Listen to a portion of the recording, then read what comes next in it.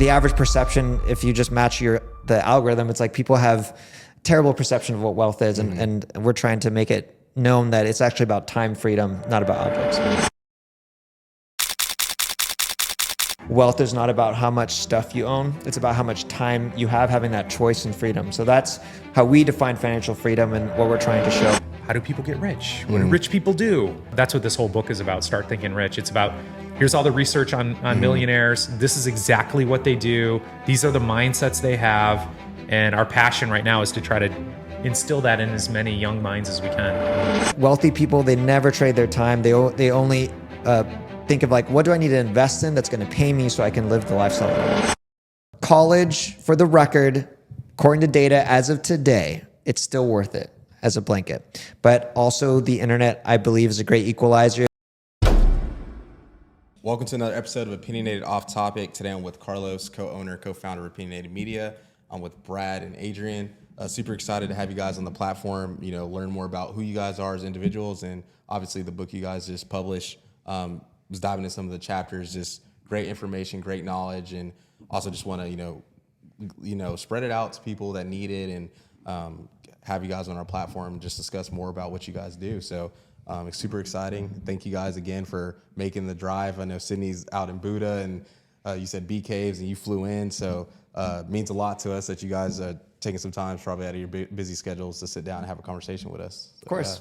Happy to be here, and your setup is really sick. I know you guys said you're bootstrapping. This is the nicest bootstrap setup I've ever seen. So we're trying, man. We're trying. It's been a long 5 years, but everything's slowly starting to come together. Yeah. So we try to make it the best we can. I like the jerseys though. What made y'all go like baseball jerseys instead of like traditional like polos or shirts?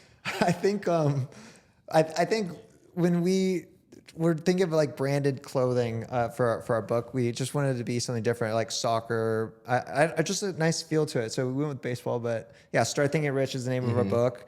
And we met through TikTok. We're both TikTok, I would say, forward creators. Most of our following is on there, but yeah, I just be different. It's fun. Yeah, that's cool. So y'all met on TikTok. We did. So internet friends in real life. That's always the best. That's crazy. How How was be it careful like? who you meet on TikTok. Yeah, that's true. We did all right. We did all right. I was gonna say, how was it when y'all like first met each other? We went. Was that in Denver? Or Yeah, it was in Boulder. Boulder. It was Yeah. Boulder. That's where Brad lives. But it was. We probably had been following and talking smack on each other online. Really, that's our friendship. Really sarcastic for like over a year, and then you meet someone online. It's in real life. It's like you already know them. So I hope if you haven't experienced this yet, I'm sure as you continue to grow, you'll meet like fans who've listened to you for years and they see you in person. It's really cool. It's like you have this whole relationship. It's like now you're in person, and it's like you don't need like reintroduce yourself. It's like there's already so much there. So it's TikTok has been one of the coolest ways I've met interesting people, because on paper, Brad and I are completely opposite. He's all educated. This is his 9th book. He's a doctor, Brad Klontz. Actually, if you ever read any type of money book and they mention something called money scripts, which are what we inherit as a kid from our parents, our relationship with money, good and bad. This guy actually pioneered that. So he's like quoted in a lot of books. And for me, I got popular living in a van and talking about it on TikTok and making like 7 figures and documenting that. And so like I'm not really educated like Brad. So we're on paper, we're totally opposite. This is my first book. And I think what's cool is despite opposite backgrounds, we had the similar mindset and philosophies on wealth and money. Yeah. And that, I think, one message among many is that wealth is not about how much stuff you own. It's about how much time you have having that choice and freedom. So that's how we define financial freedom and what we're trying to show, because the algorithms are showing the opposite. You got to flex, you got to have a Lambo, you got to have a nice mansion. And those things are really just superficial. Yeah. Who messaged who first? I don't know. I don't recall. We were commenting on each other's videos a lot. I don't know who did the first slam video, but we basically were making videos pretending to be each other. At that time on TikTok, we were early in, and there was just a lot of garbage information out there. I actually got on TikTok when my nephews showed me the app, and it just sucks you right in with the algorithm, right? And all these funny cat videos. I don't remember what it was. And then all of a sudden, a day trader popped up. And it's like, oh, buy this stock, buy that stock, day trading. And I was like, holy shit, it's back? Like, are you kidding me? Like, I was in the generation where everyone lost their ass, like day trading just before the tech bubble burst. And I couldn't believe it was back. And then I was like, of course it's back. The market's been screaming up and people are making a bunch of money selling these courses. And I got so mad that I started to create content. I started as an anti-day trader, content creator. Gotcha. But, you know, Adrian he was teaching while he's living in the van, teaching a lot of great, you know, it's important to save for the future, invest your money, all this. And there was very few people talking like that who I'd say were like financial influencers doing good work. So I started to watch his stuff and connected with him because we seem to have similar missions. That's nice that y'all got in early, because it's like if you got in early and you were good at what you were doing, you were kind of set. So like for us, like TikTok was a thing for about a year or two, right? Yeah, like I mean, going into like for us, like doing the content creation and things like that, starting 5 years ago, before there was a short form boom and things like that, it's like crazy to see like how influential short form content is now and prevalent to the long form content. Like having, you know, people like you guys being able to essentially grow an audience to wherever you're now when you're selling your own course or your own product or whatever, you can already have something built in to where the marketing and outsourcing or kind of just like word of mouth, you don't really need to do that anymore once you build that audience especially from the content side of things. And getting into, you know, seeing kind of the day traders and making like anti-day trading content and things like that. Where did you feel like the biggest disconnect was from kind of the content you were seeing and really what inspired to push your own content you're making? Yeah, so I grew up low income. And so for me, a big part of my journey was trying to figure out like, how do people get rich? What do rich people do? And it's when the market is screaming up like it was back then, it's like, it didn't matter what stock you bought. It was going to go up, right? And I think it sucks a lot of people who start out lower income, who aren't really trained and aren't taught like what investing actually is. And what I knew is that people are going to get burned and they were going to lose it all. I saw this with NFTs and crypto craze. And again, I'm not anti-crypto or anything. I'm just anti the whole get rich quick with crypto because those are very speculative investments. That's not how rich people actually invest. You only hear the stories of the winners. You don't hear the stories of the losers. And I knew that so many people were going to get hurt. And then this was the dangerous part. They would then think investing is too risky. And it's like, no, you weren't investing, dude. You weren't investing. That's not what you're doing. You were speculating. You were trying to get rich quick. But I saw that 20 years ago where it led to an entire generation of people who didn't trust investing. And again, it just sort of cycles through. And then they'll try to get rich in the next craze, and then it crashes, and then they like swear off investing. And so it's just a pattern that I've seen in my research that keeps families poor for generations. And so that's really what got me fired up, is trying to teach as many people as we could around. And that's what this whole book is about, Start Thinking Rich. It's about, here's all the research on millionaires. This is exactly what they do. These are the mindsets they have. And our passion right now is to try to instill that in as many young minds as we can, really. Yeah. And then Adrian, so you were making content in your Sprinter van and driving around and things like that. What was some of the content that you were making that kind of blew up your social media platform? It was definitely an accident because I've been creating content since 2010. Back in the day, I used to be a pro dancer for T-Pain, and my first channel was actually teaching people how to dance the robot. So I've created thousands of videos, and I never really like went mega viral. I think my highest dance video got like 1.2 million views, and that to me was a big deal back then. But then when TikTok came around, before I was living in the van, I probably had like 100,000 followers, and then I felt like I went from 100 to like 1 million when I was living in the van and talking about how much money I make. And then people would see, wait a second, this guy made $100,000 and like here's on the dashboard and he's living in a van? No way. This guy's a scammer. This guy's a fraud. If someone was a millionaire, they would never live in a van. And this is where like this accident is where a lot of people have assumptions like if you make a high income, if you're a millionaire, you need to have all this flash and flex. And what I was sharing is the opposite. Like I live in this van, and because my cost of living is so low, I saved and invested 95% of my income that year. And everything I own in this van, it's very liberating. I'm an extreme minimalist. Most of my time is spent outside, not by a laptop, and I have freedom. And that's when I started blowing up with that message, it was just like I was like a walking contradiction to people's perception of wealth. If you live in a van, like you got to be broke, poor, on drugs or something. And here I was like saying like, look, here's my day to day. Like sorry to be crude in an example, but like there were days where I literally pooped outside in the wild, right? Yeah. So like, and I'm doing that by choice. I'm hiking and I'm making 7 figures at the same time. So it was that constantly like educating people out there is another way, and wealth does not mean objects. And that was the accident that just messed with people's, I think, psyche of what wealth is. So I did not do that by design. It wasn't like some ultimate strategy. Like, I know how I'm going to blow up. I'm going to live in a van. That's how I'm going to be successful. No, it was an accident. And then that kind of led me to talk about money more, because I think the average perception, if you just match the algorithm, it's like people have terrible perception of what wealth is. And we're trying to make it known that it's actually about time freedom, not about objects. Yeah, I mean, a lot of the richest guys in the world, you wouldn't even know they're the richest guys by looking at them, just because like they don't care about the Lambos, the mansions, the jewelry, and all this and that. What were you doing to make the 7 figures during that time?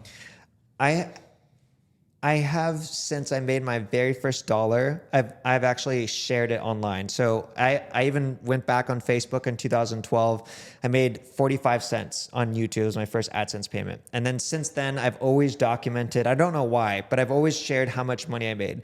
And that journey has changed a lot. My first product was a 60-minute dance tutorial that taught people how to dance a robot. That was the first time I made $1,000 in a month. And then I've tried every single legit, authentic way to make money.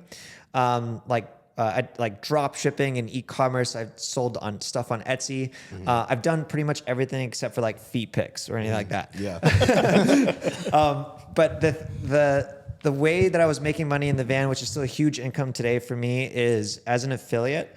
It's one of Before the van life, I was doing a lot of drop shipping. It's very intense in times of time management, running ads. And affiliate marketing is really interesting because like this microphone, for example, the Shure microphone, they have an affiliate program. It's a very high-end microphone that you sell. You can make 10 to 15% commission. I don't know what the exact stat is, but so eventually, let's say you collect 10,000 emails.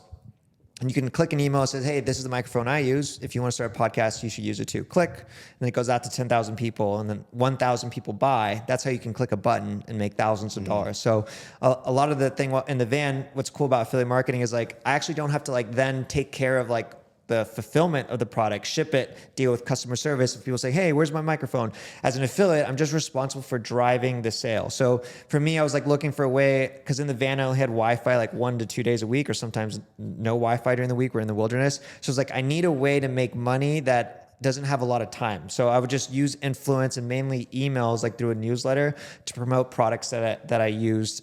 And then in the van was the first time I actually created my first course. After being a legit entrepreneur and making millions online, I then created a class to help people how to do side hustle, because a lot of people were asking.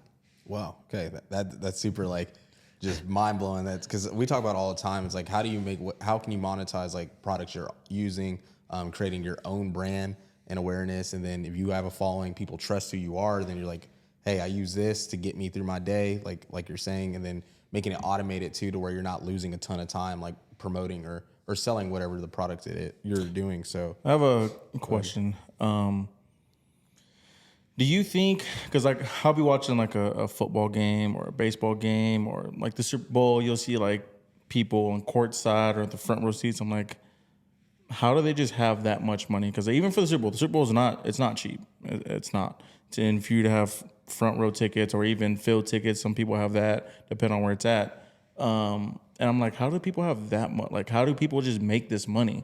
Do you think that's like some people are just born with a gift, like they're able to just like think about ways to make money? Or do you think it's more of like people just hustle and go out and get it? This is a really great question. We talk about this in our book, the difference between a rich skill set and a wealth skill set. And this is really practical. If you're listening today, it doesn't matter how much money you have, it's going to change your life if you think like this.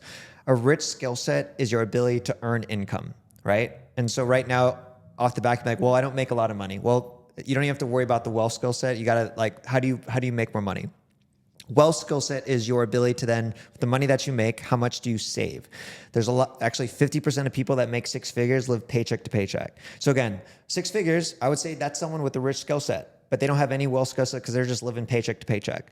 And some people think, oh, what about people that are born with money? They got it figured out. Not really. 70% of people that win the lottery in 5 years, gone. So on paper, again, super rich, but they don't have that wealth skill set of living underneath their means. And then that last part is then investing. And so you have to learn how to invest. So you could make $1 million in a year. You could save it all, but then you're like, oh, I'm going to buy this monkey NFT and it goes to zero. So you have to be good at all those things. Mm-hmm.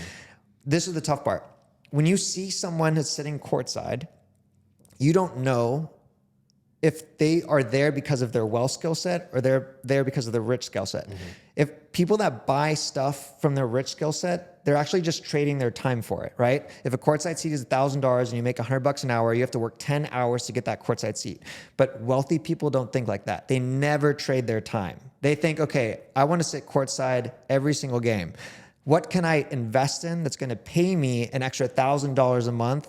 Or let's say, it's 4 games in a month that they're going to their home, that can pay me an extra $4,000 a month. So then I can go there, and they're not trading their time. They're looking for an investment like a stock or real estate, something with dividends that's paying for them. So then they're not trading their time to be there. And that's why I think at the beginning, if you don't have a lot of money, everything seems expensive because you have to like trade your time for it. But wealthy people, they never trade their time. They only think of like, what do I need to invest in that's going to pay me so I can live the lifestyle that I want? Gotcha. So if someone was, making 6 figures and they kind of want to get to that next step, what would be some of the steps you guys would advise them to start thinking that way?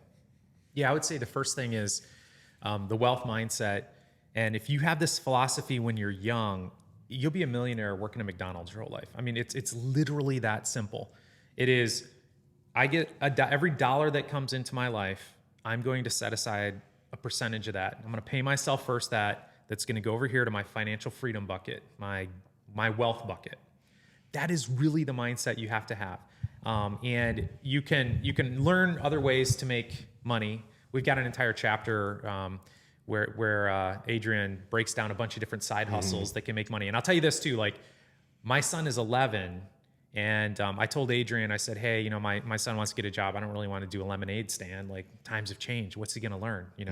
And he goes, oh, you should try this side hustle. And so this month, my 11-year-old son is going to make $5,000.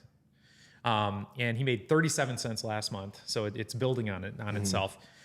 So there are routes to do that. But the bottom line is, if you have this like stuff mindset, like trading my time for stuff, you're never going to become wealthy. Because you're not setting that aside to grow wealth.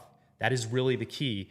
And then you're going to make $200,000 a year, and then it's all gone. You're going to make $400,000 a year. It's all gone. I know people who make that much money who have like hardly any net worth at all. And the thing when you see on social media or courtside seats, you don't know if these are people who are running through mom and dad's money and it's all going to be gone, because usually it's like 3 generations and it's all gone.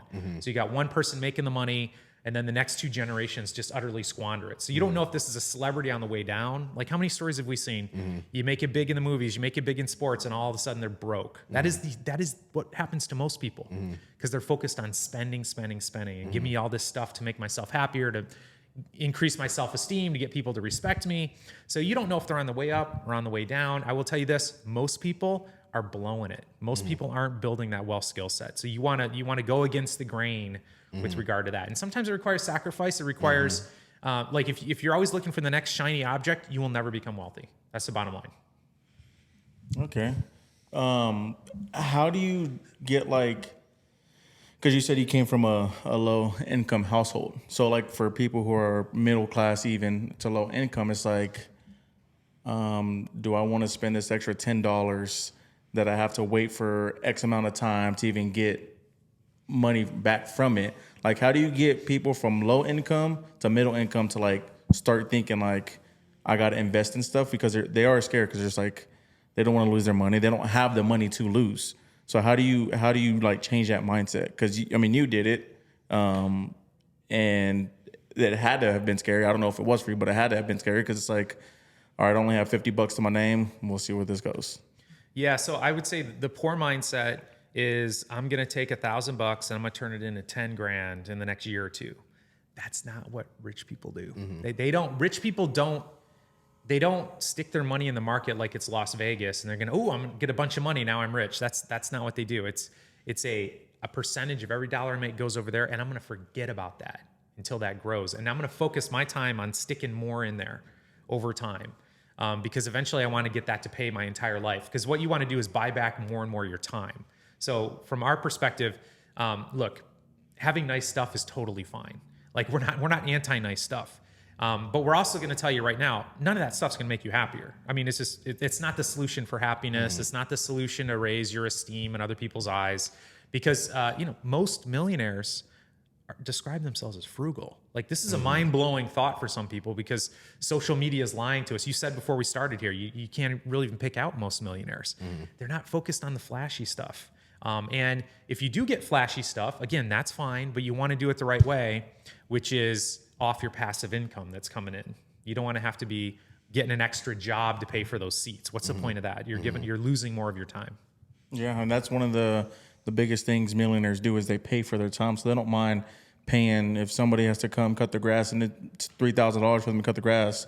That's time that they get back to spend with their family, to work on their business, to make them more money, whatever the case is. So that's one of the biggest things. They don't care to spend money if it's going to give them more time. That's true.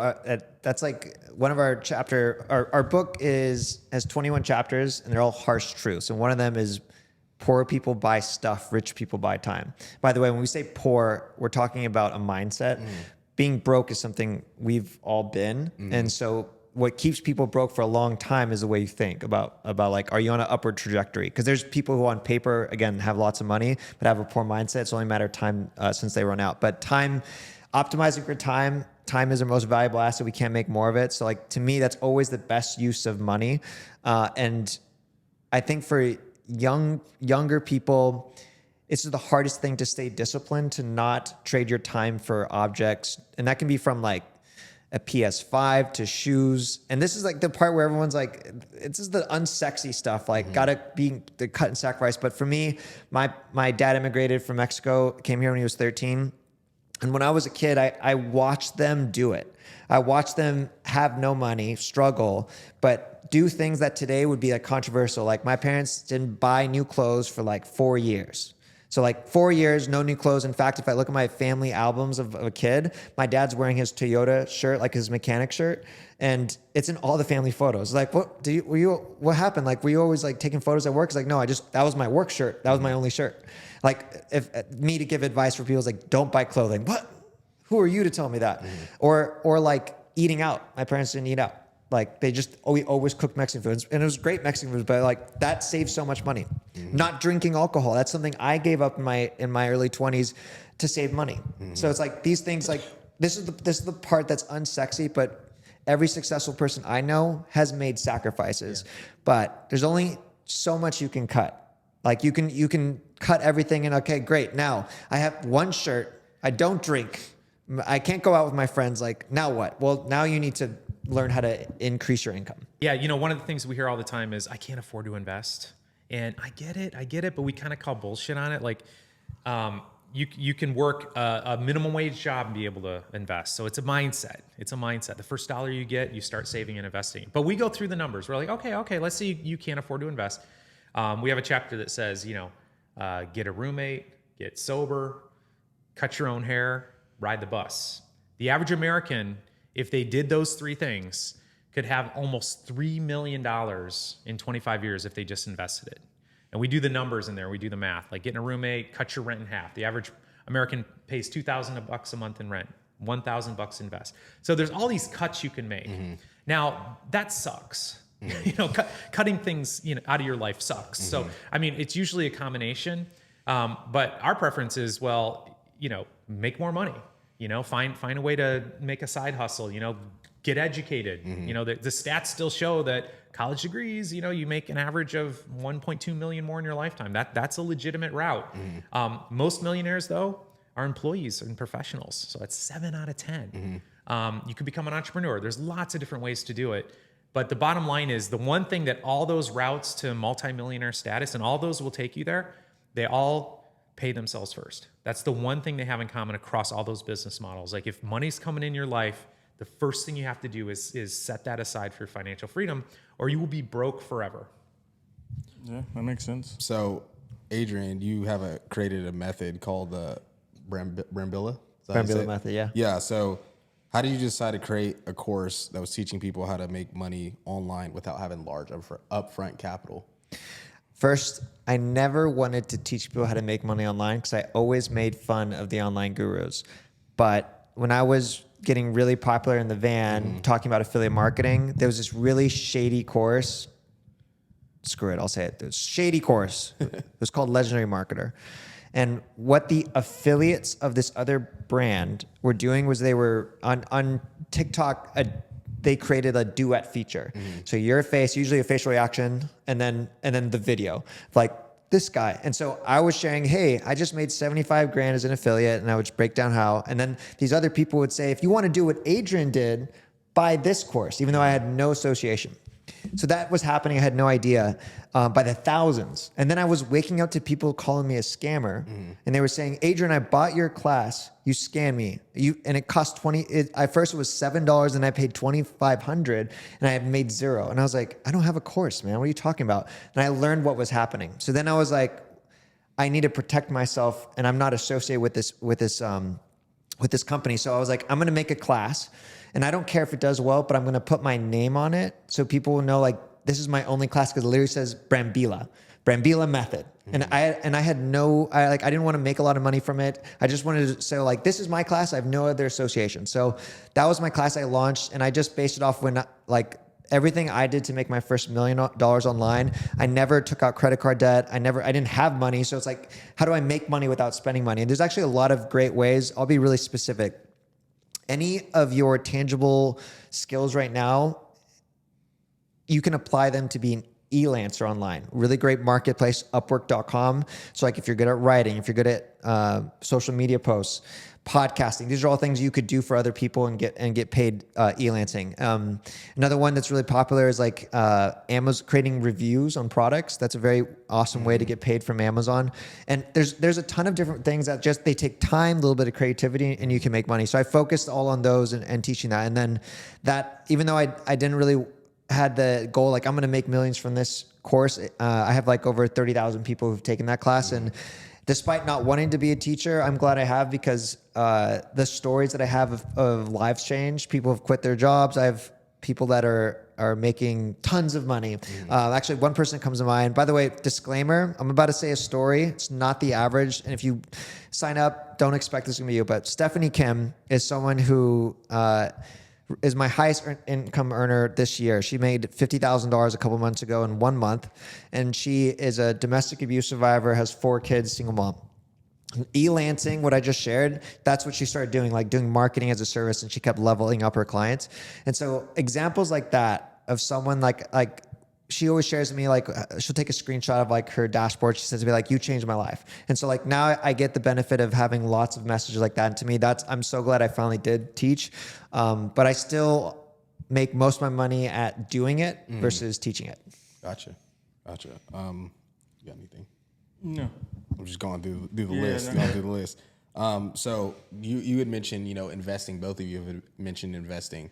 I've actually been getting into financial advising myself, like taking all my licenses and things like that. And as I've been going through, all the coursework, learning about, stocks, bonds, life insurance, annuities, different trusts, margin accounts, anything like that. How do you guys go about educating, especially younger people, how to kind of start thinking long-term, or people that, in their 20s might not have their family yet, but think about, getting certain plans to invest for their kids or things like that. How do you guys go about teaching that? Yeah, so there's lots of different routes. We, for people starting out, we really want to focus on them investing their first dollar. Like, that's kind of the key. Like, once you get that going, you've set up all the systems. But for somebody just starting out, I would definitely want them to consider opening a Roth IRA. This is where I would start from scratch. And Roth IRAs are great. You pay tax on that money now. You're probably not making as much money as you might be making someday. So it's great to pay that tax now at a lower tax rate.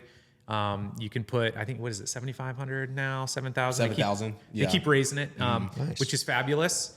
And it grows tax-free, right? Which is incredible. And then people will say, well, I don't know what to invest in. And what you don't want to do is try to become a stock picker. So I'm a CFP, and we manage like close to $1 billion and all this. And I got to tell you, like, the secrets of the wealthy, right? They're not in there trading stocks, trying to beat the market, that kind of thing. People pay us to do that, but we're not trying to get 30%, 50% returns. you want to shoot for the market average. That's the rich mindset, you know? So the S&P 500 has been returning an average of 10% a year for over 100 years. And now the only issue I have with that, so this isn't financial advice, but that's only large US companies. So not to get too specific, what I always recommend for people is to look into like a target date fund. Okay. Look into a target date fund. They got them at Vanguard, they got them at Schwab, Fidelity. And what it does is it spreads your money across a bunch of asset classes, because that's really what you want. You want to be diversified. That's really key. Wealthy people are diversified. They don't have all their eggs in one basket. And then don't worry about that. That's your fund. Just funnel as much money in there as you can. Oh, I maxed out my Roth. That's great. Open up a brokerage account, do a 401k. I mean, there's all these different options that are real easy to research once you get that ball rolling. But the key is to stick as much money in there as possible and let it grow over time. That's really how you build wealth. Focus on making more money so you can invest more money. So a question that I've always kind of thought of for myself is like emergency funds and things like that.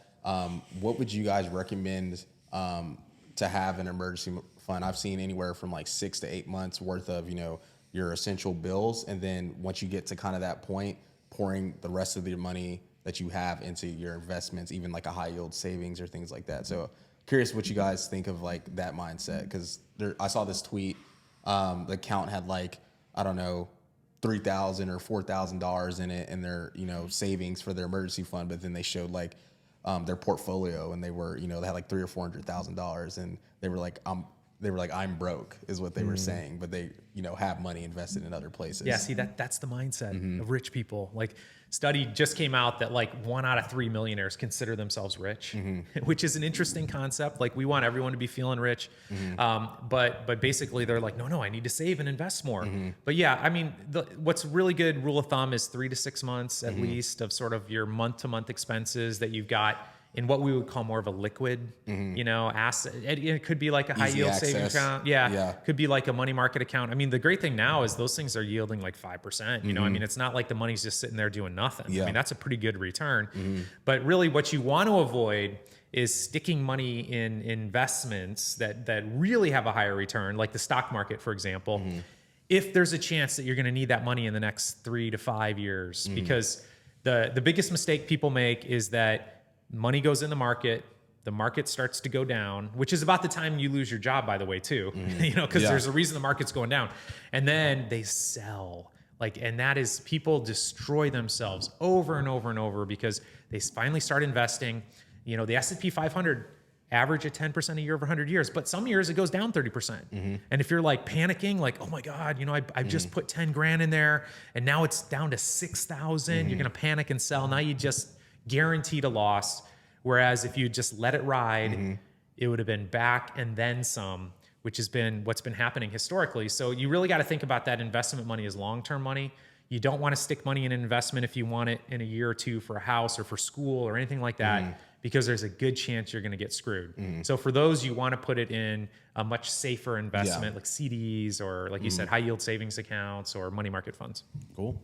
That's cool. I'm learning. It's interesting. Yeah. I'm trying to like educate him. Yeah, I'm ignorant to all this. So like, I mean, I'm same with you. Like I've not there wasn't low income, but it was middle income. But like I'm from a Mexican household as well. I mean, we don't know about these things. Like all we know is just work, hard work and work. That's all you know, and that's all we do.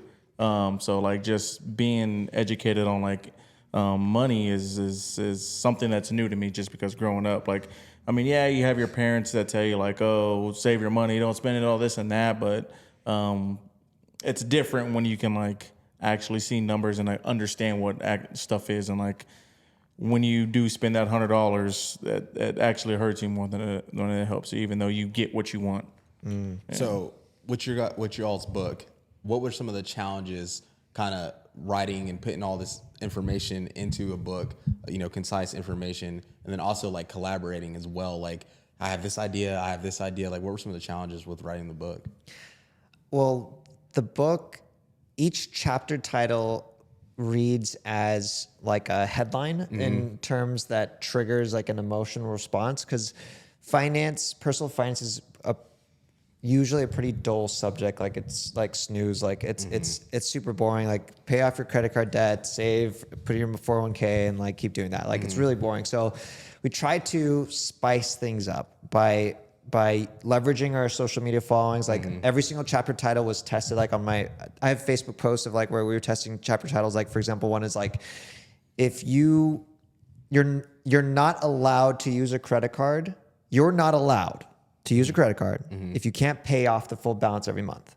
And so there were that was one of every single post that ended up being a chapter because it got thousands of comments, not good ones, bad ones. Like, who are you to tell me what to do?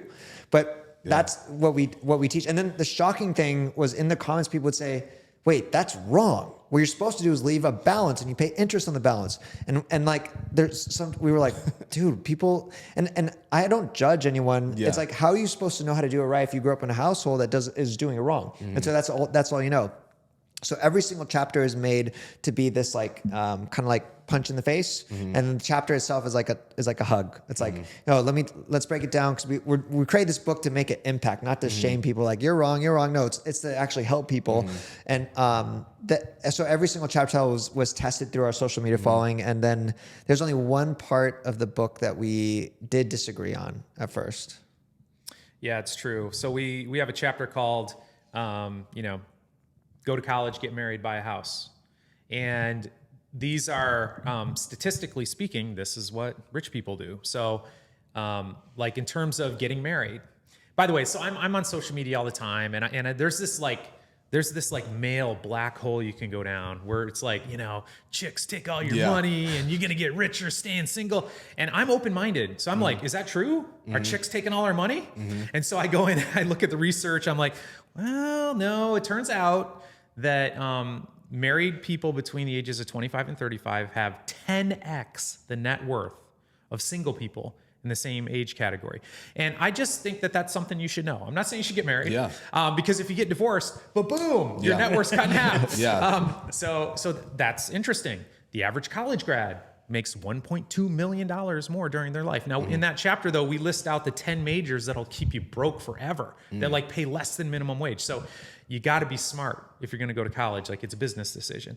And then the other one was the stats on buying a house. So it's like over 90% of millionaires own their own home. And this is where Adrian and I sort of bumped heads a little bit. Adrian, there's an entire appendix that nobody's going to read in the book, where Adrian has his mathematical formulas that are airtight. So the bottom line is that if you saved the money and invested the money you saved on the mortgage by paying rent, you could have more money in the long run. My argument was that nobody's going to do that. They're going to take that extra money. They're going to go to Europe. They're going to spend it. They're going to blow it. And so a house is sort of forced savings. But we're basically trying to outline, this is sort of the formula for millionaires. This is what most of them are doing. Now, we're not saying you have to do it, but we're just trying to run the stats. And again, it's a game too, because I see all the time on social media, college isn't worth it anymore. And I'm like, it's not? Okay, well, hey, I'm open-minded. Let's go look. Ooh, turns out it is. Yeah. So this misinformation, I feel, just keeps people stuck and broke. And people are trying to sell something. They're trying to be famous by giving, by being counter or whatever, going against the grain. So we're just trying to keep it real. Yeah, because I've actually, with the college thing, I've, within my like media team and stuff, we've kind of had like disagreements and stuff about some of those things. And like you're saying, when you like pull up the statistics and the average, when you go to school and things like that, not only the education aspect, but who you do meet in college. I mean, you might go to class with someone that might, start $1 million business in the long run. And then a lot of successful people that, didn't go to school or things like that, it's super rare, like probably like less than 1%. You look up like every major CEO at like these major companies, even if they didn't finish, they at least attended for some time. So I do like that you said that, because I try to tell people like, it's not to like shame, because obviously everyone's circumstances are different, or what they want to accomplish in life is different, but you just are statistically more set up when you do that. We'll say this though, you can do it absolutely wrong. Like, I mean, I know plumbers who make way more than doctors. Exactly. Like, I mean, it's like, it really matters what you do with it. And it's not about shaming anyone. Yeah. And I think there's like, for example, there are degrees that are just, they might be fun. Yeah. They might be great for society, which is great. Like but they'll keep you broke. Like what? Well, the most hate I've ever gotten on a post is like a bachelor's in psychology. Now, granted, I'm a clinical psychologist, so I got a doctorate. I got a bachelor's first. Those people are broke, man. It's like there's no jobs. Yeah. Because my girlfriend's, sorry to cut you off, but my girlfriend's sisters, they're going to college for psychology, But like for you to even start making money, like you have to have your master's. And like by that time you're what, 20, they're going to college early, so they're gonna be younger, but 25, 26, 27. And then you have to go find a job, and then you got to find somewhere. Like it's hard, and it doesn't pay that much money. The field does not pay that much money. No, like the thing that they don't tell people is you can't stop there. You got to go all the way to make that pay. And another one that's terrible, and I just heard a story about this. It's like a theater degree. It's like there's only, I think, 2 universities in the country that have a positive ROI on a theater major. You know what I mean? It's like, so it was worth it. It was worth going to school. And to get into those schools, you probably got to be a movie star to begin with. You know what I mean? So you got to be smart about it. And this is the part, like especially first generation college goers, especially immigrant populations too. It's like there's this thought that if you go and if you get a college degree, then you're set. That used to be true, but now it depends on the degree. So you really got to look at it like a business decision. That's where I am. I didn't go to college. I'm not anti-college. I'm anti, it depends what you go for. I don't think a lot of stuff needs a degree. Obviously, there is things that do need a degree. Like I'm not going to have Cam operate a surgery on me. He's not a doctor. He didn't go. I'm not going to have him pull my teeth. He didn't go to dental school. Rehab, like people who do rehab, like stuff like that, kinesiology stuff. But like you said, I mean, there's just like theater degrees, like stuff like it. You don't need to go to. I don't think you need a degree for that type of stuff.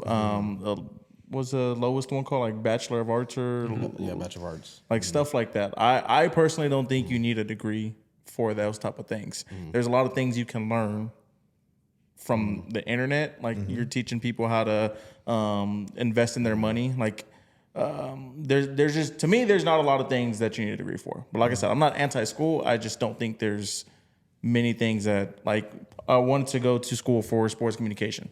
I know sports.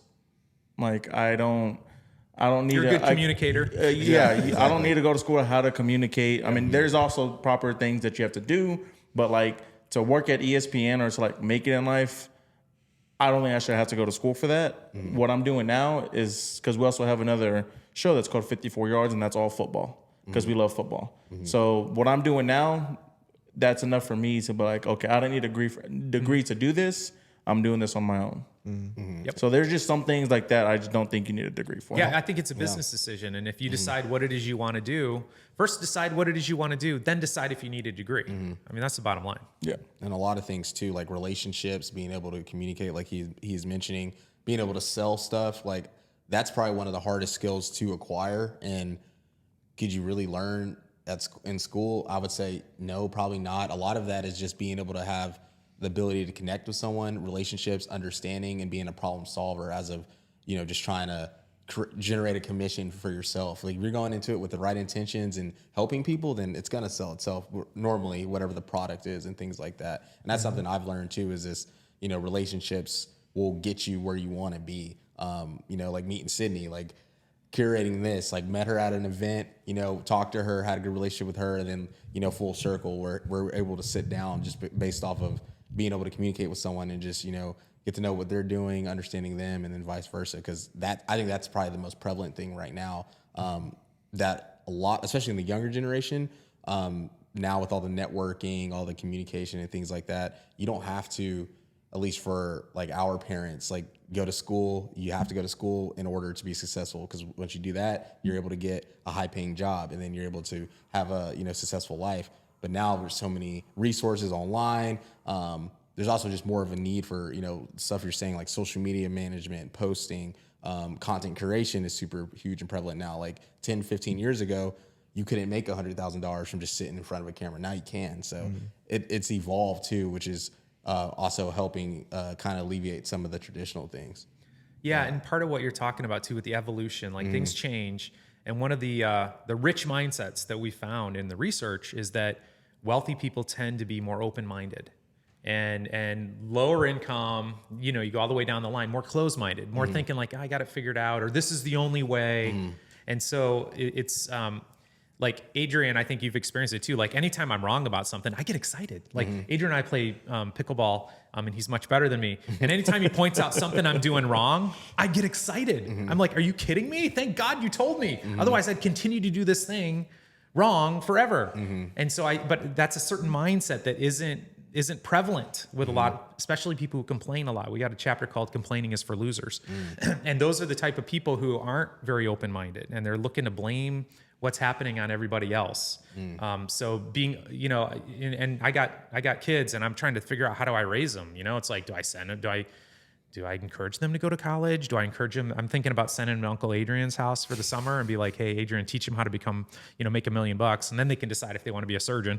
Do you really want to do that? I don't know. But I think it's like, what I want to do is raise them to think creatively and always be looking around. And we think we got it figured out. Is it working for you? Are you getting what you want out of life? And if the answer is no, then you need to change your thinking. And I think one of the reasons we put this book together is, I could speak for both of us. Some of the most life-changing experiences we've had with mindset has been reading books. Like, so you read a book about somebody who's done something inspiring that you want to do someday, and you're like, oh, whoa, you're just like, how are they thinking about this? How are they thinking about investing? I didn't know what rich people did until I actually sat down and learned it through research. So it's that open-mindedness that allows you to level up. Otherwise, you're going to be stuck if you're not looking to learn. Yeah. Do y'all think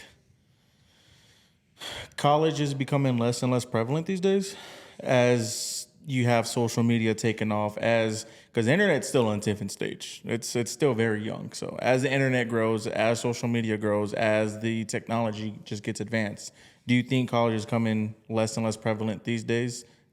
Well, I think the data would say that college is still adds value, and Brad's dropped the stat on that, so we won't say it a third time, but the internet, I think, is the great equalizer. Yeah. So in our real life world of working in a job, corporate, we have these inherent and systemic problems, gender bias, racial bias, these glass ceilings that exist. And the internet doesn't really have that. The internet doesn't care how old you are. If you're a felon, by the way, felons have taken my classes and made a lot of money, right? I have single stay-at-home moms. I have truck drivers. For some reason, I have a lot of nurses because they go into nursing, and nursing is a grind. They're working crazy hours. They're working so hard. And so they often look like, oh my gosh, this is what, like a realization of the game, what they signed up for now that they're in. It's like, this is too hard. Like I want something else. And so like the internet is a great equalizer where it doesn't matter your background, it matters the value that you put in. So like, and I also think specifically with your ability to hit content, like if you can get over your own cringe factor, every time you hit publish is an opportunity that you're creating and reaching. So it's like, I encourage people to hit publish. Why my pet peeve, I meet a lot of people and they always tell me about their ideas, and I'm like, how long have you been sitting on this? If it's more than a week and you haven't done anything, like I want to see it. Oh, you want to create this? Like show me your post. Let me see it. Cause like that's the tangible action. Yeah. So college, for the record, according to data as of today, it's still worth it as a blanket. But also the internet, I believe, is a great equalizer. If you feel like because of your background or because of the climbing up the corporate ladder, if that's not something you want to do, the internet is an amazing place. You can learn pretty much everything.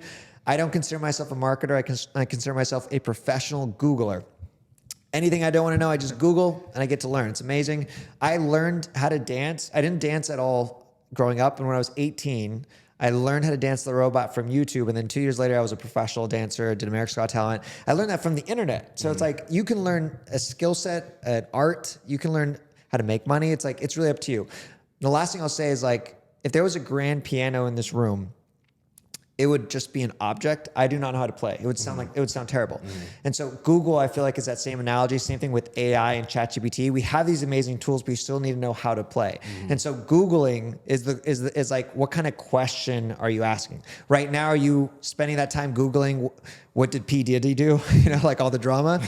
Are you like spending time like what is a Roth IRA? Like I heard a podcast from Roth IRA, like what is that? And then you learn about Roth IRA. It's like, okay, well, how do I set one up? Like these questions are the right questions. So again, we have all these amazing tools, but you still need to know how to use them. So I've seen like, travel style content on yours, and then, having your own personal types of content outside of, the financial stuff. How do you like curate and niche that into, you know, what you're also building with the, you know, the courses, the books, the things like that. Because, you know, so I'm trying to kind of build my own personal brand with what we're doing with the media, and I'm trying to figure out where to go lane wise and niche wise, making it make sense with what we're trying to build long term.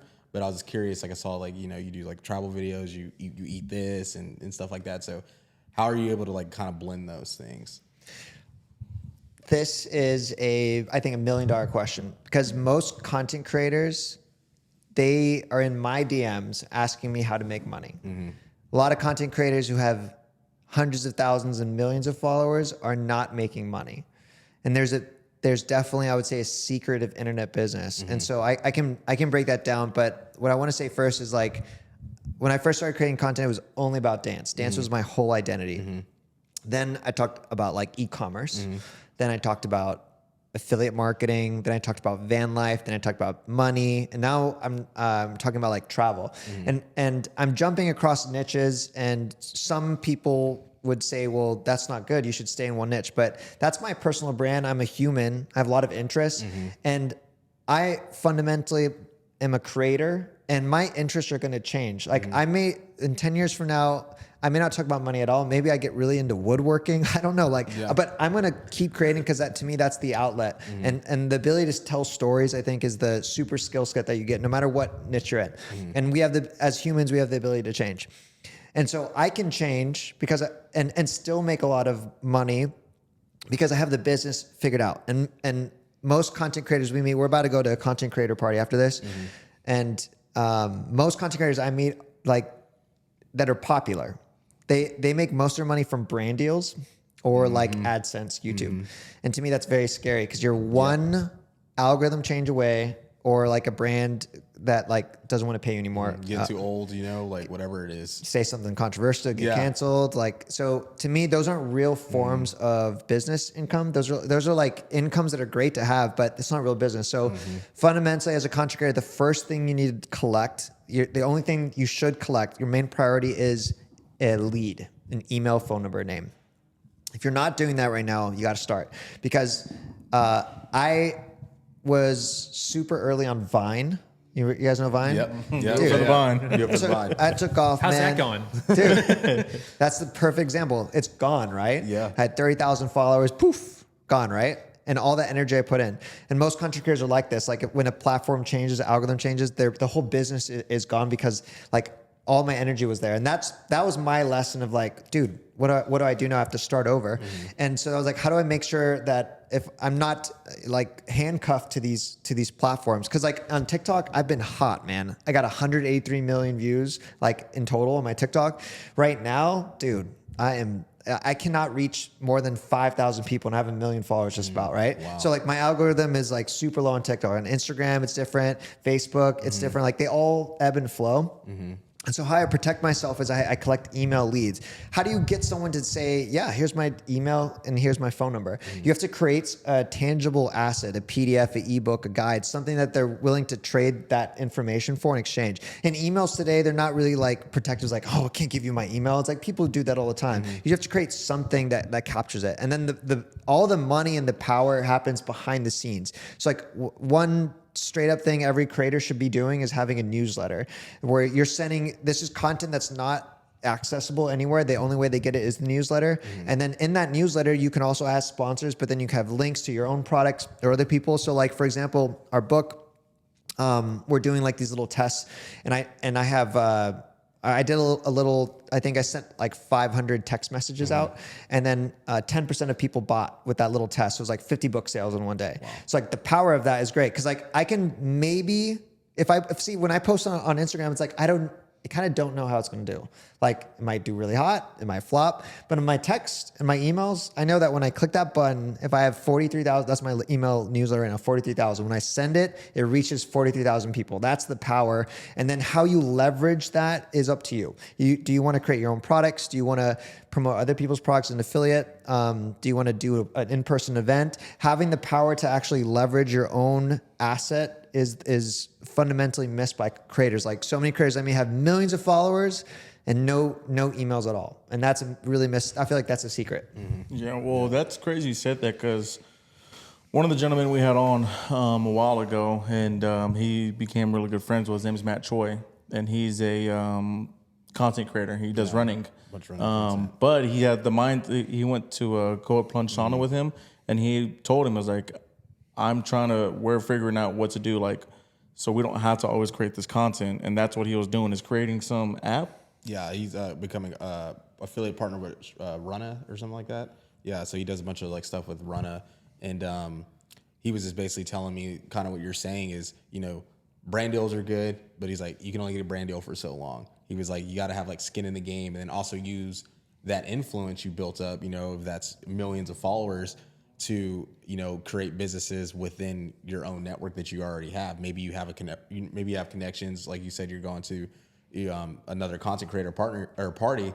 There's people there that, you know, you could do a side hustle with, start another business with, or maybe you have an idea, but you don't really want to run it, but you're like, maybe this would be better suited for this person to do. You kind of, you know, pass that off, you invest in it, you take your, you know, passive payment or whatever. And then now you just have these things of income still consistently coming in, because we all like making content, but there's going to get to a point to where maybe you're older or you're, you know, retired, and you want to just not have to set up a camera, or, oh, I got to post a video today, or, you know, stuff like that. And you don't have to rely on it. And now you're really free, and you're doing the, you know, the content, the videos, just for a pure outlet standpoint, as opposed to, no, I have to record this, because if I don't get my $50,000 stipend this month from this brand or whatever. So yeah, that's kind of like when I talked to Matt, he was just already telling, and he's our age, and he was already like telling me, you know, after being like a successful person from the content creation, where his mindset is going long term. And then even with what we're doing, building this, it's like,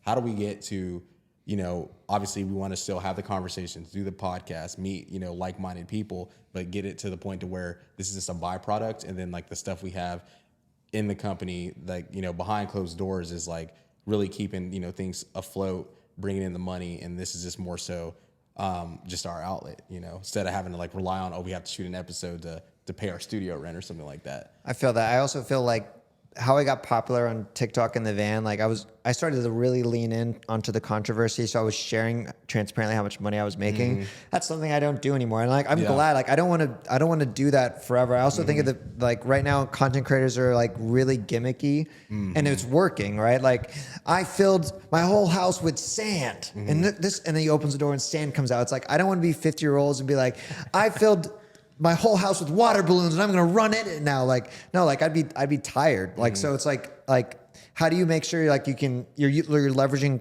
content intelligently? Is like, you have to build your own assets or make partnerships and have some type of business back end.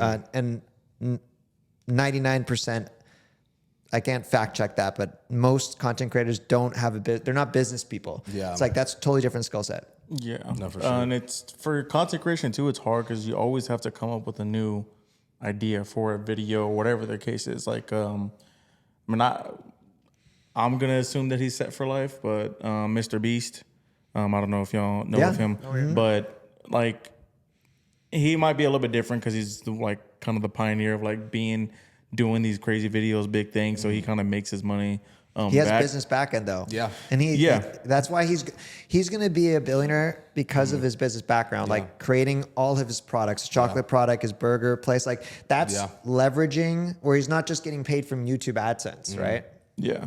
What I was going to say is like always having to come up with a video like that, but like not everybody can be a Mr. Beast. Yeah. Like it's just unfortunately how it is. With the personal brand too, like I think it's a big mistake to try to think you have to have your all self sorted out before you start going public with it. I've got about 800,000 on TikTok, and I've been in TikTok influencer programs and all this. And I've seen people go from a science channel. So they got like 2 million followers on a science channel. And then they're like, you know what? I'm going to do like the family, like reading stories to my kid, like a totally different thing. They didn't lose any followers. You know, so I feel like the big mistake is sitting on the sideline until you have to figure out exactly who you are, exactly what you're going to present. Because Adrian's a great example where he's evolved from all these different types of content. He still has his followers on YouTube, you know, and there'll be a few along the way that are like, what's this new thing? But you're gonna carry those assets with you, and people like to see the journey. You know, and so don't wait until you got to figure it all out. Like I'm in pretty deep with the financial psychology, so I'm not sure I'll change it, but I might, I don't know. I'm 9 books in, but I might switch to something else. But I mean, that is an asset you take with you forever, that social media. And I encourage a lot of people to put time into it. Financial advisors, even if you're not going to be one 10 years from now, I mean, whatever it is, like build your personal brand, because that is something you own. Your company doesn't own it, and you can take it with you wherever you go. I think the older people, I guess like people like our age and a little bit older, like in the 30s, that are doing content creation, I could be completely wrong as well, but I feel like those are the types of guys that are like investing into other things besides content creation versus these kids that are young and that blew up, that like think they're gonna have it forever, but like they might not. Yeah, it's a good example of they might have a rich mindset. Maybe they stumbled on it. I know a lot of content creators. We have a lot of content creator friends who all of a sudden making all this money. And you know, I've worked with entertainers too. And like every person who has a #1 hit song, they think it's just the first of many. And for most of them, that was it. Yeah. And so and it's a great example of they didn't have a wealth mindset, because if you have a wealth mindset, you're looking at all that money coming in, you're like, I'm set for life. You know, I'm going to set this aside over here. Maybe I'll take a risk with a smaller pot. But for those creators, got to have a wealth mindset. Otherwise, it's a flash and it's gone. Yeah, because I mean, I think one of the youngest ones that probably does have like a different mindset is, I don't know if y'all know, his name's iShowSpeed. He's what, maybe 20? Yeah, 20. He has like 36 million YouTube subs. Yeah. But he's like, he's a kid and he does kid things and people watch him, but he's also a genius on the way that he like works and moves. And there's another one named Kai Cenat, and he's like, they're both streamers. One's on YouTube and one's on Twitch. But I think those two guys are just everybody that's in that small group, because they're like all kind of friends. Those are the young ones that like change their lives by investing into other things, and like also investing into themselves to like make more money. Because Kai, he plays these games. Like he'll play like 100 hours of we'll just say Elden Ring, right? He'll spend $250,000 plus on a trailer for Elden Ring, and then he'll get all these people to like get hype and watch him and everything. And then he's bad at video games, so people like to watch him get mad and have to do it all over again. But the amount of money that he makes by just spending that $250,000 to people to go and watch him, he'll have 100,000 people watch him at a time. And then his sub count will go from like 80,000 to like 150,000 just from just doing that. It's like, Yeah, and it's just like going back to what you guys are saying, like still like maybe he's not investing the money into, these different accounts that grow money in long term, but like taking that money and investing it into the product, and then you get 300x return based off of what you put in, just to make the product that much better, and that much better for your fan base that you have grown. So then people become even more invested with you. They're like, I don't care what he does. Like you're saying, like I'm gonna follow the content. If he drops another book, I'm gonna buy it because I like his books. If he drops clothing or anything you decide to do in the future, you're gonna have these people that are already supporting you and have that backing. Especially if you've changed and really influenced their lives, they're gonna be more inclined to stick with you when the ebb and flows and the things you're going through. So I had a couple questions for like, what do you guys do like outside of the finance stuff, the books and things like that? What are like some of y'all's hobbies? I know you mentioned pickleball, but like anything else? Do play a lot of pickleball. I do jiu-jitsu. Okay. And then I read a book pretty much every week. And then and I feel like those are probably the most leisure. I travel a lot too. Yeah. Like spent a few months in Japan this year, and I don't know what the next trip's going to be, but I love eating food. Actually, my next series is going to be on the Michelin Guide, because it's now coming to Texas. So I'm going to try all the Michelin Guide potentials for Austin. I'm going to document that. Because there's 2 coming to Austin? I don't know if they have the number yet, but they have like a list of potentials, and now that the state's registered, we check it out. So it's an excuse to try some good food. Because I told him the other day, I was like, there's like no Michelin rated restaurants in Texas. And he was like, really? I was like, yeah, bro, it's like crazy. Because I think 2's coming to Texas, and like 3's going, Austin, and 3 going to like Dallas. Nice. That's awesome. Yeah. Yeah. But those are a few things I feel like I always try. I like try stuff like sometimes I try things and phase out of them. Like many times, I actually bought an Ableton board, which that kind of reminds me of to like make lo-fi beats. Dude, I got that thing. And after like a week, and I spent like $1,000 on the setup. love I was lo-fi. like, this shit hard, man. I love lo-fi. I tried it. I failed at it, but I feel like I always try things. So I feel like I like trying things. Cold plunging is one thing that like I tried, and I got a very basic setup, and then I started getting frustrated that it took 3 days to get enough ice, and then I have like a $15,000 cold plunge at my place now that I use it every single day. So like I'm always an avid trier, an experimenter of things. Yeah. What about you? Yeah, so I was I was a college athlete, played tennis. Nice. And my tennis, so I'm in my early 50s. I know I look much younger. That's good. That's great. Thank you. But for me, tennis is sort of like diminishing returns, and so. But I found this thing called pickleball, and I'm improving at a massive rate. So Adrian got me hyped up on it about a year and a half ago. He just kicked my ass, and I'm like, oh, I'm gonna beat him. And so I've been just 10 hours a week training pickleball in the morning. I got young kids, so I coach tennis too. For about 10 years, so I love coaching my kids' baseball teams and that kind of thing. So, and hiking and just living the dream, baby. I mean, just trying to enjoy every minute. Pickleball that just gets people, because it's huge. It is huge. I've been playing for He wouldn't know. 10 He's been playing years. For 10 years. So I was Wow. way Wait, it's been before a thing that. that long? I've been playing. I had no idea. Yeah, I thought it was like new. Adrian's like Yeah. pro level. Like Yeah. he's No, I feel like he's pretty far up there. I've been playing for a long time, so it's been cool to watch it become popular. But one of the things I noticed back then and now is that the caliber of people that play, it is like I remember when my parents were playing 10 years ago, and I would go over to their house when I was visiting, and it's like, oh, we're gonna invite some people over, and like normal adult parents, like 2 people, dude, 30 people would show up. Like, how you guys have more friends than I do. And it was like this pickleball thing, like the community aspect of pickleball. I think is, to me, I think that's the number one reason why it's so popular, is because the people that play, they're outgoing, because you have to always partner up typically. So it's outgoing, it's fun, it's athletic. It's like you can make it as competitive as you want. And out of all the 10 years of playing, I've only met 3 people who were like, this guy is an ass. So, I mean, that's really good. That means like I've met thousands of people and everyone is a pretty amazing caliber person. I'll say this too, like there's been studies, and when I was young, I read The Billionaire Next Door, those kind of books, and they said that rich people golf. So if you want to be around rich people, take up golf. Well, I'll tell you this, the new golf is pickleball.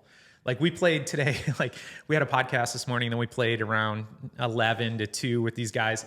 Who can play in the middle of a work day at 11 to 2? Well, probably a pretty successful person. So one of the things I've noticed is there's a lot of successful people playing pickleball, and you become friends and you can pick their brain. Oh, what do you do? Oh, I do this. Oh, I'd like to do that. Give me some advice. What would you advise someone where I'm starting out? That's probably our number one wealth hack, is to always level up, is find someone a step or 2 ahead of you and pick their brain, man. Like ask them how they got there. What advice would they give you? What mistakes did they make? But anyway, pickleball's the new golf if you want to meet rich people. I like right? that. Yeah. Do you feel like it's also popular too, is because it's easy to play, as in like a physicality. Yeah. That word. Wise, like, because it's like you get early success. Yeah. Let me just say this: like you start out there, you can hit the ball over the net. It's a wiffle ball. It's a small paddle. Whereas like golf or tennis can be really frustrating for years and years. So I think the entry level is real easy to access. And it's probably nowhere near as expensive, because like being good at golf, like a lot of, like if you spend money, like you can have the same exact swing as somebody, but if they have a club that's $1,000 more, they're gonna hit it farther than you are. Yeah, and stuff like that. I play golf and I love golf. Same. So I've been blessed enough where I haven't spent much money on my clubs, but I'm also not good enough to spend money on my clubs to like make So it the there. difference, though. Yes. That's smart. Yes. So one of the things I have for y'all, so you have like Rich Dad Poor Dad, and you have like the book you just said, Billionaire Mindset. Yeah, Millionaire Next Door. Millionaire Next Door. Like, what makes y'all's book different from like those books, and like why should people go to y'all's book versus those books? I think each financial book I've ever read is like a product of their time. And I think what our book will best be known for is, in a world where media and communication tends to be very soft and with fear that you would offend someone and being politically correct. That's, I think, and that's what the product of the time is today, is to be very careful and not really say the truth to offend someone. We're taking the opposite approach and saying, like, we're going to give it to you straight and be real. And it's because we love you. And we feel like that this is the most direct way. I think Rich Dad, Poor Dad also takes a more approach. There's things in there that would offend people, the way he talks about stuff. And ours is that approach, but now more modernized on the psychology of wealth. And I think it's a combination of really amazing stories, street smart, and then Dr. Brad Klontz, who's like the leading psychologist of wealth. So that combination with how we generated our income, our stories, and we have immigrant family stories. We got leveraging social media in ways that people haven't done. So I think, in terms of the people that wrote it, and then what we're sharing, it's product of the time. So I think it's going to make huge impact to anyone that reads it. Yeah. So I am a professor and all that stuff. And I always feel like a little bit of a fraud in that arena, because I didn't grow up speaking good English and having, but really, not to talk smack about those other books, but I've spent 20 years like conducting research on rich brains and essentially, what are their mindsets? What's their psychology? How are they think differently than middle class, lower income? And so this book is full of more studies than, like, none of those were really studies, like peer reviewed studies, scientific studies. So we have all that data, but it's not a textbook. We're telling stories. We're engaging people. We're finding those nuggets and trying to teach somebody on how to adopt that mindset. And then something I just thought of, I don't know if you guys have already been doing it for as, marketing and kind of promoting the book, but you guys have the 21 harsh truths throughout the book. Have you guys, made short form content and maybe breaking down, those chapters a little bit for people to kind of, because some people just do not like reading, which I don't understand, but being able to put that on social media. And then I had asked Sydney if you guys were coming up with an audiobook, because she said you guys are working on that as well in the process. But far as like promoting and marketing it, how have you guys been doing that outside of like the podcast and stuff like that? I feel like if you want to sell a book or anything, the work is like not really about what we're doing now. It's what we did to get here. So we have years of creating content, probably over 10,000 videos. And I would say half of them are about money. And so through that, we built our audiences. So we have that to leverage. Unsuccessful launches happen when you're like, I want to launch a book. Oh crap, it's in 30 days. And now I got to like shout out to people, buy my book, buy my book, buy my book. Where now it's more of like, when we offer the book to our audience, it's like they've been waiting for it. It's like, finally you got this book. I can't wait. Like that's a response. No one's saying like, oh, you sound too salesy. No, like it's like we've created so much value by creating free content. And so it's like, we didn't know we were going to launch this book 3 years ago, but we were doing the right strategies by building content, creating value. And then now we actually have this amazing book that we can pass on to our audience and more. Cool. Yeah, so we're doing lots of podcasts. We'll do lots of traditional media too. We're almost 30 days out, and that's when we're starting our timeline for short form every day and multiple posts every day. It's been pre-order for months now. So we've just basically been building up all the assets, and we're hitting it hard actually later this week. Sick. Nice. Yeah. Nice. Cool. Well, that's it for me. Yeah, like you said at the beginning of it, thank y'all for taking the time out y'all's day. I know y'all are busy and y'all got a lot going on, so we appreciate it. Hopefully this isn't the last time we even get to do something together. Not even a podcast, but connect in different ways. Yeah, pickleball offer for sure. Yeah. I've never played. I want to play. Yeah. Same thing with cold plunging. I've never cold plunged. I want to. Yeah, you're gonna love it. Because he's been doing it for a while, Nice. and I want to do it, but just haven't had the opportunity to do it. Cool. Come on over, man. Yeah. Thanks for having us. Yeah, thank you guys for having us. And where can they find you guys, socials and things like that? Well, for sure, we're doing a lot of podcasts to promote the book. So go on Amazon or anywhere books are available and look up Start Thinking Rich, or you can go to startthinkingrich.com where we have like some other free bonuses and classes if people are like really serious about trying to change their path to financial freedom. Cool. And can I put the Amazon link in the description? That'd be awesome. Perfect. Yeah. We'll do that for sure. Perfect. Cool. And what are Instagram handles, anything like that? Yeah, I'm at Dr. Brad Klontz. Okay. Adrian Brambila. Alrighty. I got more followers on Facebook, but we're not really keeping score. I love it. That's the important one. It's the most active It's users. old people, right? Yeah. Is that why? I don't think so, because it's the most active users on any social media platform. Oh, cool. Yeah. Nice. Cool. All right. Well, that'll do it for you guys at Opinionated.